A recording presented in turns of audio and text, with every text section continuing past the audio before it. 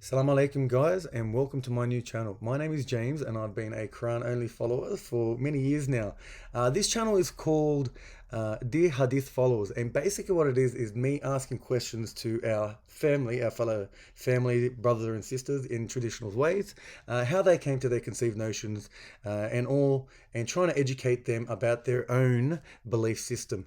It's going to be me asking more of from a different perspective that we haven't tackled. That's what I'm going to try targeting. I'm going to also try more than anything to promote the Quran and bringing him back to Quran alone. So I've always shied away from making videos like this, and I think it's about time. It seems to be the new fab. So I'll join in as well, and inshallah, you can enjoy yourselves while you're here and learn a thing or two. And if there's anything you want to say, please leave it in the comments. And salam to you all. So let's start. So guys, for my first video, what I wanted to concentrate on is Surah Ma'idah number 3, where it says, "This day I have perfected for you your religion, and I have completed upon you my favor, and I have proved for you Islam a religion." What I wanted to concentrate on is the word completed and perfected, because these two words are adjectives of themselves, and they always, in any definition, in any language, look at the word of each, they will always have each word represented by the other. So the word completed, if you look at the definition meaning in English, and it doesn't matter in any language, it says having all parts or elements, lacking nothing, whole, entire, or full. It's finished, ended, and concluded. I won't go through the whole adjective meanings here. You can go through them yourselves.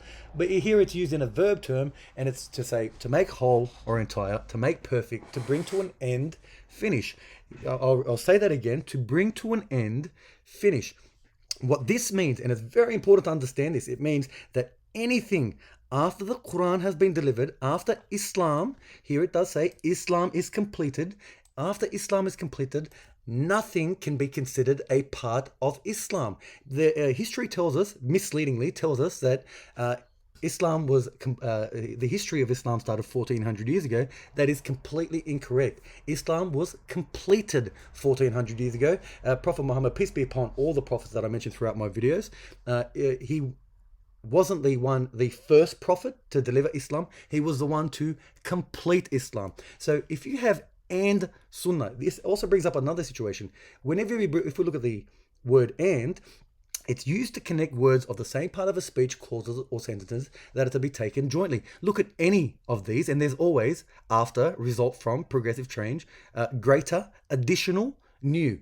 Do you see all these key words here with the word and, how it goes against the Quran and Sunnah? What I mean by goes against, if you say that it's part of the same speech, what you are technically saying that every hadith that the Prophet received is actually from Allah as well. It was knowledge from Allah. We all know that fails his duty as a prophet, because if you look in the Quran, for example, same surah, number 67, Ma'idah, number 67, O Messenger, convey what has been revealed to you from your Lord, and if not you do, then not you conveyed his message, and Allah will protect you from the people. Now, this doesn't really make a flowing sentence because it is word for word, but basically what it's trying to say is, if the Prophet received any revelations from Allah, his duty as a prophet was to deliver the message. He couldn't fail the duty of not delivering, which goes against Quran.